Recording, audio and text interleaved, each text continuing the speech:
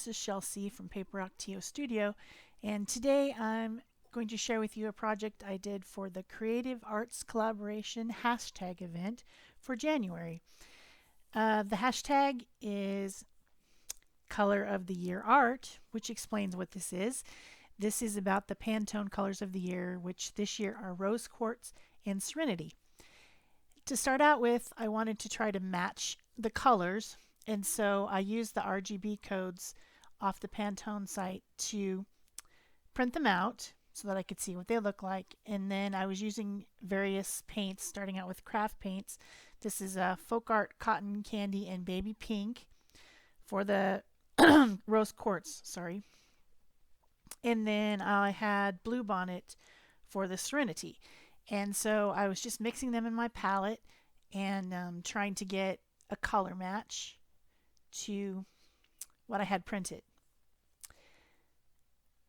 The craft paints didn't really quite work, and so I had to bring in some. Well, the Rose Quartz needed some more yellow tone in it, and the Serenity needed more of a purplish tone because it's kind of a periwinkle. And so I used a little bit of quinacridone gold to mix with the Rose Quartz, and then a little bit of dioxazine, I think that's how you say it, purple, to mix with the blue. And I got colors that I thought, to my eye, looked very close. So I was happy with that. I put those away, and then I have a tag here that's been covered with white gesso, and I'm using a 1-inch flat brush and just going to go ahead and paint these onto my tag. My idea was that when I look at these, they really look like a sunset, like a sky. In fact, the other morning, the sky over my house was exactly these colors. And so that was what was my inspiration. So I'm thinking about making a sky and an ocean. And so once I've got the two colors on the tag, I just get out a little bit of, I think it's yellow oxide, and I'm going to make kind of like an area where the sun would be setting over the water in kind of a yellowy, orangey type of a situation. So that's what I did. And then I got out a little bit of white, titanium white, to make kind of like a cloud. You know how the clouds streak across the sky? That's kind of what I was looking for. And again, reflecting it into the water. And I liked that. I thought it looked pretty cool. Add a little bit more blue up at the top.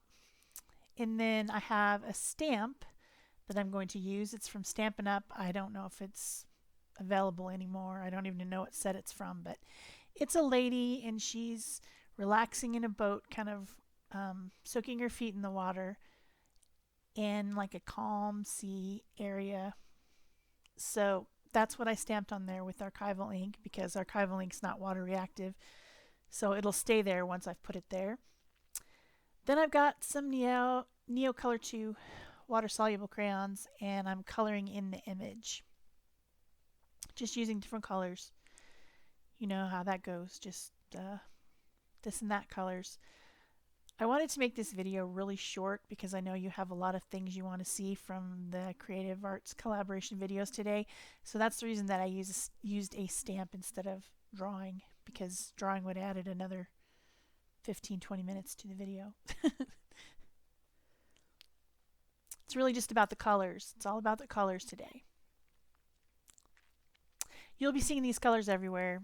This Rose Quartz and Serenity.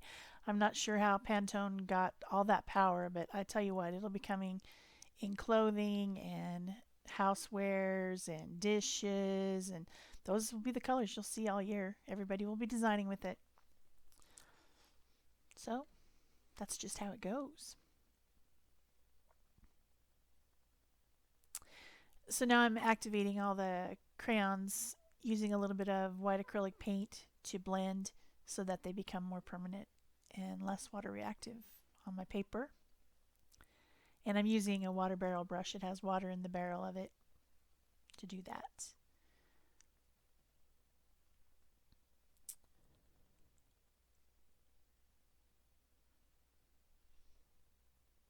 So now that my lady's done, I have to decide what to do next. And my word for the year is relax, and so I decided to put that on there since she's relaxing. And it's still January, the beginning of the year. She's definitely relaxing. Oh, but before that, I decided to put some clouds in the sky. So I just take a piece of mixed media paper that's a scrap and I tear it in kind of a wavy pattern. And then I just use my white acrylic paint that's there on my palette and a cellulose sponge to just sponge over it and make a little bit of more interest in the sky. And then I have these letters. This is also a stamp set from Stampin' Up. And also, don't know if it's available anymore. I used to be a demonstrator for 10 years, and then that was about 10 years ago. So all my stamps seem to be old and probably discontinued, but I like them, so I keep them. Now, there's a mistake right there, and I left this in. I could have just cut this out, but I left it in because I wanted you to see people do make mistakes. It's okay to make mistakes. It's okay if you mess up. There's always, paint to put over the top, or if all else fails, you can just gesso over the whole thing. So there's no reason to stress about making a mistake. I stamped that X and it just looked really weird, and I wanted to restamp it. I think it still looked like an X, but I think it was on its side. It was just, I'm not sure. It was weird. Probably never used the X in this set before, so it might even be mounted wrong. I don't know. So I just put some more of the color from my palette right over it and dried it with the heat tool. And I'm going to stamp it again. And no one even knows. It's a secret, except for all you know now. So it's too late for my secret, I guess. And then I'm just stamping it on my under paper, just trying to figure out, how does this darn thing even go? And I decided it went like that, and I think that looks okay. So then I'm taking out my black fine tip Posca acrylic paint pen, and I'm going over the lines, because once you've colored something that you've stamped, it becomes a little bit hazy, and I like the real kind of sketchy lines on this stamp, and so I wanted to make sure that they were there. So I'm just, going in scratchy scratchy like, and having fun and drawing in my lines, drawing a little bit of some extra lines on the water so that it extends out a little bit further. Then I've got my white fine tip Posca acrylic paint pen, and I'm adding some highlights. At this point, it pretty much looks like I drew that image, but I didn't. You saw me stamp it. So if you feel like you can't draw, that's nonsense. You can. You just have to learn. But if you do feel like you can't, you can always stamp or print something off the computer. There's no reason not to do art. Then I'm just putting a white line around the edge to add a little bit of a border. Very sketchy like. I decide that I need to get out some numbers and put 2016 on here. Since it's January, it just feels like I should do that. Plus there needed to be something there at the bottom. And then I'm thinking, and I decide, still need some more black up in that space, and so I decide to draw some little birdies flying in the sky. Probably seagulls. I doubt they're falcons or owls or anything. I'm imagining they're probably seagulls. So then I decide I'm done, and I'm gonna mount this on some cardstock. So I'm auditioning some different colors. Don't like any of them. I finally decide black. This is shiny black cardstock. I decide to use that as my mounting paper. On my tags, I always seem to put them on something for a couple different reasons. For one, the back is usually messy, so I need to cover it up. And for another, I just like to have a border. So I usually do this.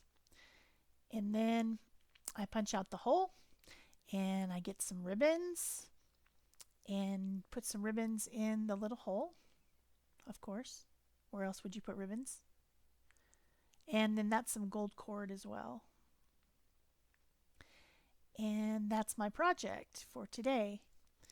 Make sure that you guys go and check out type in hashtag color of the year art and check out everybody's fantastic videos. There's lots of creative people out there doing creative stuff, and you don't want to miss it. Thanks. Bye-bye.